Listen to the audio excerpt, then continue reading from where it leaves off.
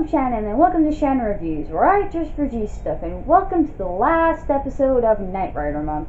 So, over the last year or two, we have been hearing about reboots to Knight Rider, and I would take this with a grain of salt. David Hasselhoff tweeted a couple of months ago if it was time to bring back Knight Rider, and all the fans exploded with excitement. Now, that had me thinking, if a Knight Rider reboot were to happen, what would it look like? You can argue that there was a reboot done, but that was back in 2008, 10 years ago, and only lasted one season. That is what this video is about. Now, if Knight Rider to be rebooted again, this would be my own opinion of what I would hope that would be in it. Now, this is my opinion, so if you agree, you disagree, you have any other opinions yourself, please feel free to write them in the comments below. So, without any hesitation, this is what I hope would be in the Knight Rider reboot. How cool would it be if GM decided to bring back Pontiac and create a Trans Am specifically for the show? That's how the original series advertised the new 1982 Trans Am. Why not do the same with this series?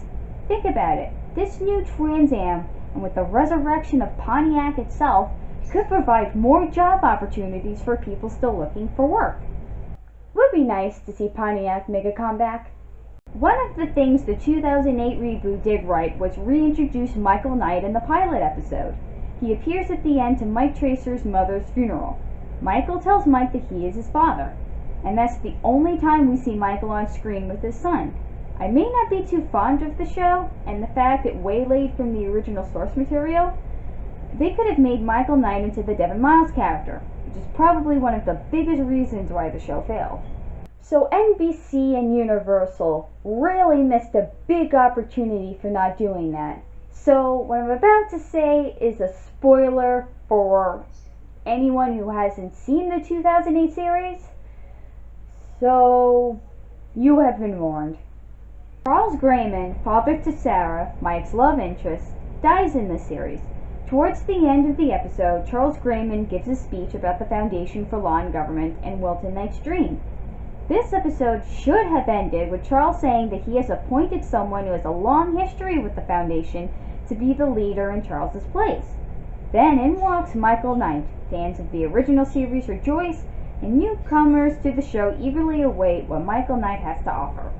Now, I know it sounds obvious, but how cool would it have been to have Michael Knight as the leader of the Foundation? Well, it wasn't called the Foundation in the 2008 series, but they were, I guess, trying to rebuild it. So, the last and I guess the most important part of this reboot, Kit himself. Now, aside from the human characters, Kit was a character too, and the biggest and main attributes of the original series was the friendship between Michael and Kit. How two polar opposite personalities came to one mutual agreement. I mentioned this last year, but I didn't like Kit's monotonous tone in the 2008 series. While yes, Kit in the 2008 series would have eventually developed some personality if the series had continued, Kit in the original series was sassy, informative, and can definitely hold his own. That's thanks in part to William Daniels, probably most notably known as Mr. Feeney from Boy Meets World and the Girl Meets World series. But who would voice Kit? Who would bring the same personality that William Daniels brought in the original? Well, I have a couple of suggestions. Benedict Cumberbatch, who's most known for Sherlock, Doctor Strange, and voiced Smaug in the Hobbit series. Paul Bettany, who plays Vision now in the Avengers, but he also voiced Jarvis, Tony Stark's AI butler. So Paul has some experience playing a character that is similar to Kit. Tom Hiddleston, I must be on a Marvel kick or something. Here is Loki, god of mischief and mayhem. So those were the three that just randomly popped into my head, and if you guys have your own ideas about who should voice Kit in the reboot series, if they decide to make one, please feel free to drop them down in the comments below. I'm Shannon. This is Shannon Reviews. Thanks once again for joining me on Night Running Mom, and I will see you guys next time. Bye!